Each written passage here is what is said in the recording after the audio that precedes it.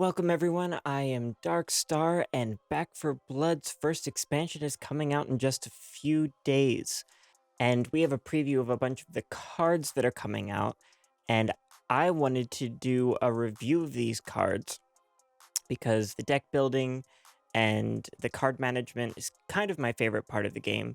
And I've got quite a few thoughts about this, especially being a melee specialist and a tank main, and a lot of what I've been playing recently. So I'm going to give these cards a rating, and I'm really interested to know what you guys think in the comments. So let's just start right off here with the Bodyguard card. When a teammate within 5 meters is attacked, you instead receive 50% of that damage, can trigger once every 3 seconds. This seems like a dream for tank, right? Like a shoo-in should be for tanks, right? You get to take the damage of your teammates. I really wish it was something that was just easy to throw right into tank, but for the life of me, I can't figure out what the actual use case for this card is.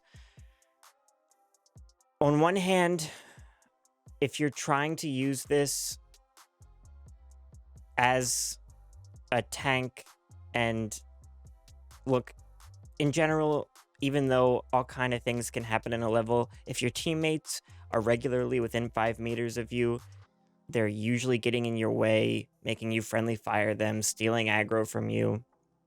It's just annoying. If you're trying to use this as a passive card, then it only works once every 3 seconds, and it's only 50% of the damage. Like, you get hit so often. If you're surrounded by common, what are you getting? Potentially, if you're in a scenario where you and your teammate are together and taking damage, there you could be getting hit 10 times, in within 3 seconds, just by common, and half of a common hit. What good is that?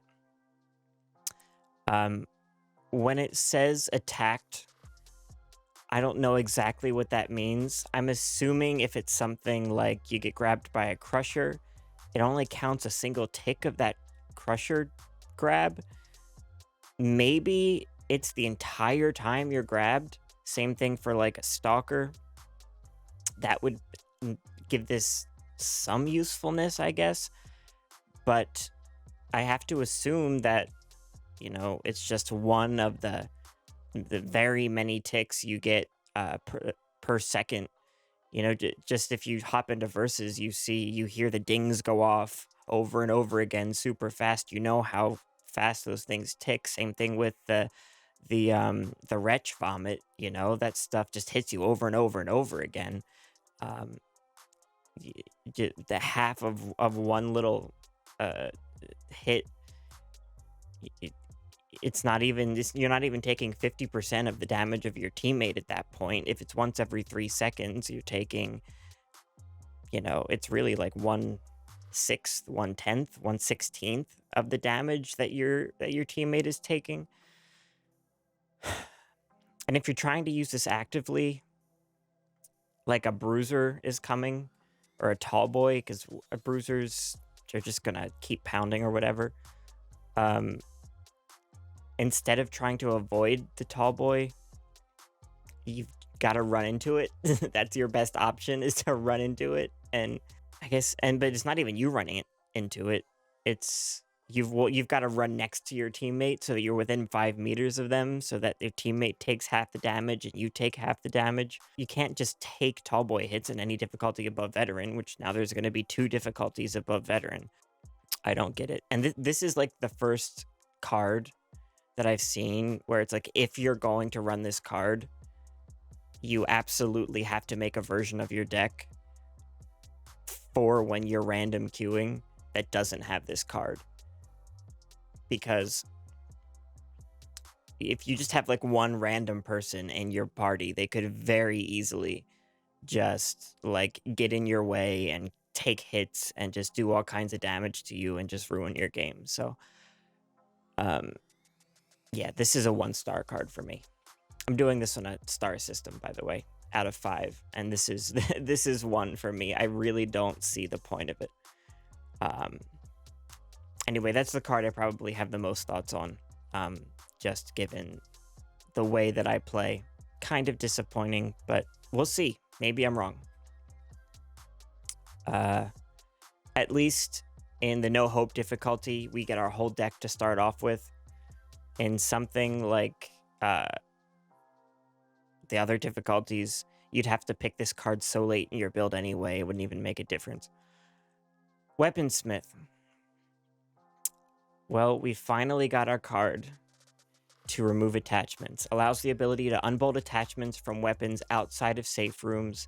Unbolting attachments costs 400 copper. Additional copies of Weaponsmith Blade reduce its cost by 100 copper.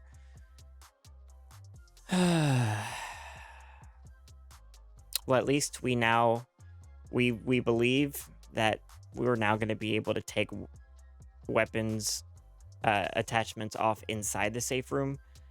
Somebody asked a developer that, and the developer, I think, just responded with a smiley face on Twitter or something. But apparently we're just like, we got a rivet gun and we're just riveting, bolt gunning these attachments onto our guns. I don't know. Gunplay in this game is still so weird. The only way to really specialize in like being damage, like gun DPS, is to use the cards that specify a certain type of gun.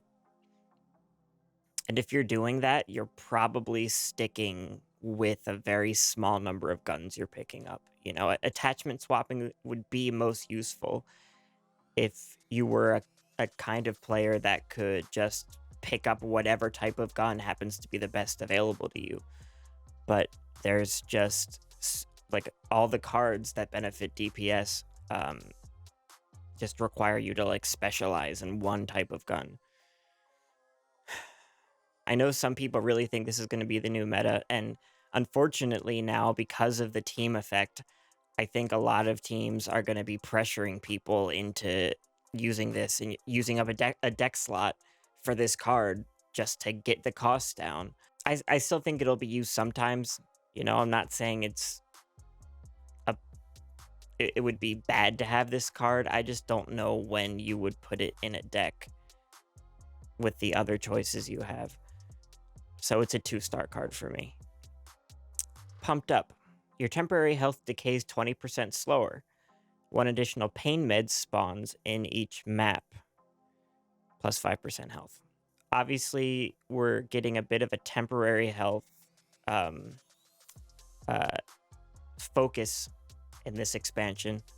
But there's a lot of, like, we're getting back into throwing around these numbers again. I thought Turtle Rock was trying to get away from these cards that were just, you know, adding these little calculations that don't really have any kind of... This isn't me trying to, like, you know, criticize the expansion or anything. I am excited for the expansion, but I think it's clear at this point that I think the cards we're getting in the expansions aren't anything to really be excited about.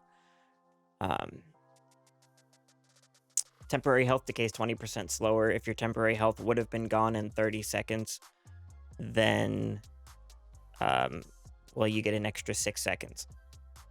I mean, the thing about temporary health is usually if your temporary health has time to run out, it's because you're not in danger and you don't need the temporary health. Temporary health is usually helpful when you're like in a stressful situation and you're getting hit. 1 additional pain med spawns. Yeah, I mean, great. Better hope you don't miss it. Again, 2 stars. If you are specifically running a pain med deck, a temp health deck, You know, if you're running Charisse with the additional bolstered health, you know, maybe you're doing a stimulants deck, which is an idea I've always liked, although I haven't had time to try it that much, where you have temporary health buffs and pain med buffs and stuff. Then yeah, I could see throwing this in there. But besides that, I don't really see where this card takes up a useful deck slot. Fit as a Fiddle. In case you want Holly to have Charisse's team effect, we have a picture of Holly, and we have Charisse's team effect on a card. Plus 25% team bolstered health, but you get plus 5 team health in addition, so there's a bonus. If you don't know, team bolstered health is health that your temporary health can go into, but your normal health can't.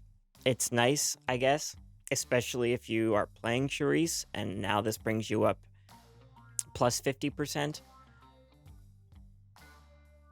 And I guess you're at a point where your pain meds are upgraded, so they're doing plenty. I'm wondering if Charisse is going to be my new main, especially my new tank main. Holly's still got the stamina benefits, but, you know, am I still going to run Holly and then just throw this on her to keep up with Charisse? I don't know.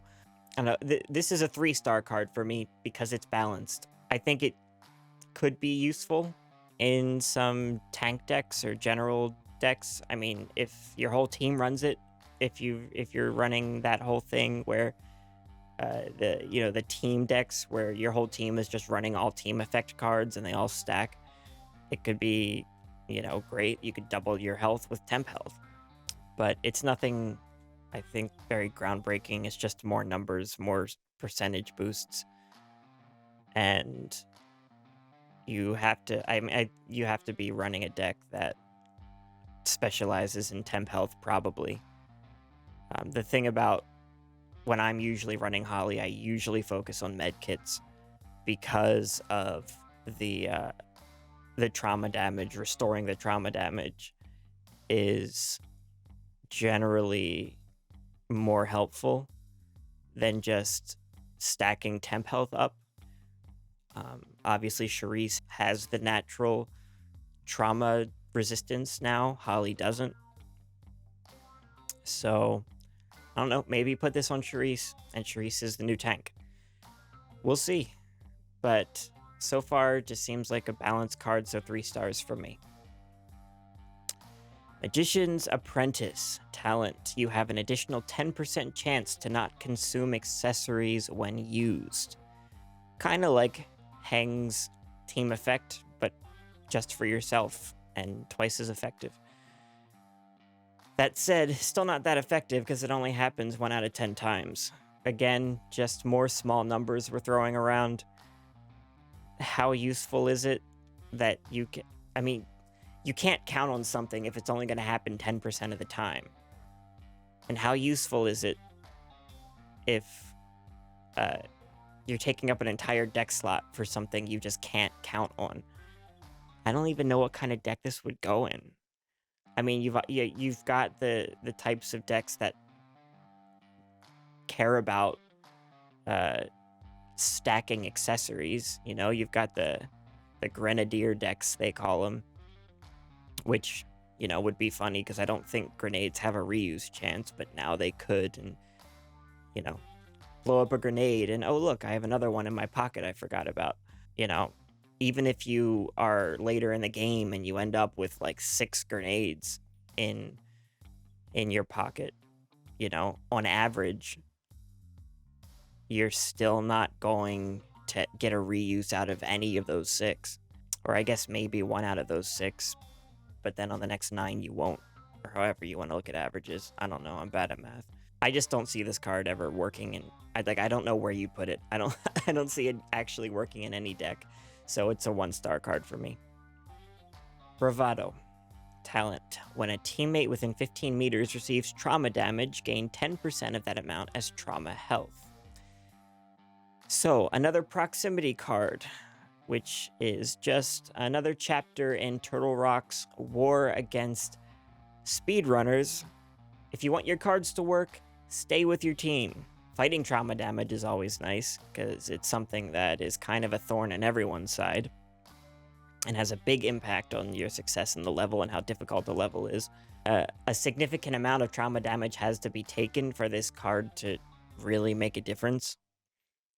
I mean, if you have a teammate that takes 150 trauma damage, then you get 15 back, you know, but obviously 150 is ridiculous. If you go through a whole level and say you have a teammate that takes 40 trauma damage, which would be a significant amount for a single level, it'd be a problematic amount. You're getting 4 back, and that's only if they happen to be within 15 feet of you, or 15 meters of you when they do it. Now, of course, if you have all 3 of your teammates who are close to you that all take 40, well, now you have 16 back, which I get, that's nice. That's a good boost. So in the best case scenario, this card works, and it's a decent tanky card. It might actually be a worthwhile addition to my tank decks. So yeah, 3 stars from me, just because it seems balanced. It doesn't seem like it needs to be in any deck, but it definitely can be. It doesn't do a lot, but it can help. I sound really lukewarm about it, but that's kind of just how I feel about all of these cards, I guess. All right, and then the last one revealed in the trailer is Power Strike. Talent. Every 3 seconds gain plus 10 bash damage, stacking up to 10 times. All charges are consumed on use. This is kind of a cool mechanic. Punches becoming really powerful. Better hope you don't accidentally pick up a combat knife while you have this equipped, because that'll ruin it. You need to wait 30 seconds for it to actually build up to full, and you have to really be in a position, either in a build or in a team formation where you're not going to need to be relying on your bash, because it's a pretty useful tool. But if you can adopt a play style where you can actually get away with not using your punch, 300 damage is actually fairly significant.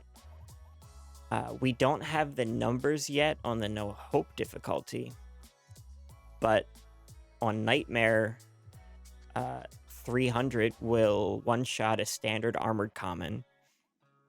It'll also one-shot any Hawker or Stinger or standard Stalker, and almost a ferocious Stalker. So, that's a great utility in all those cases where a Stinger or a Hawker is nearby. Stinger or a Hawker is nearby. You just punch them and they die. Stalker, it could be really useful because they're gonna lunge at you, and then instead of just like trying to, you always feel like you should be able to punch them to like stun them so that they can't like grab you, but they still always do. Or at least they do for me. I don't know. But imagine they just lunge at you and you just throw your fist at them and they just die instantly. That'd be cool. That's only going to work on a standard Stalker and Nightmare. Although, if it's a ferocious Stalker, it's going to have, according to the stats I'm looking at right now, 2.4 health left if you hit it for 300. You can take out almost half the health of a tall boy with your punch. Half the health of a snitch. It could be fun. Just hold your bash back for 30 seconds. So, yeah. This one's kind of tough because it feels like a specialized card, but at the same time, it feels balanced. Like, really specialized cards, I would call 2 stars, but like a balanced card is 3-star card. So I'm gonna call this a 3-star card, just because it seems balanced. It seems like it'll sometimes be used. You'll see it around, but yeah, it might be a little bit too hard to pull off to actually see that much play.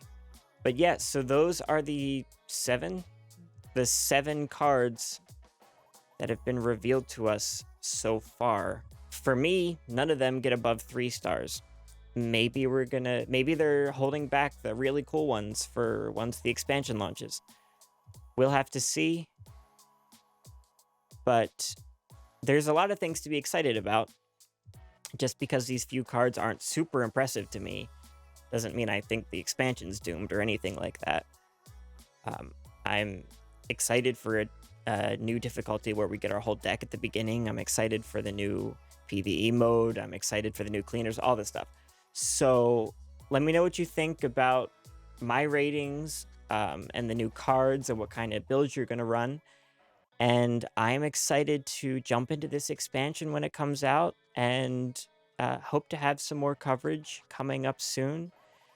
And in the meantime, enjoy my videos, and I will see you soon.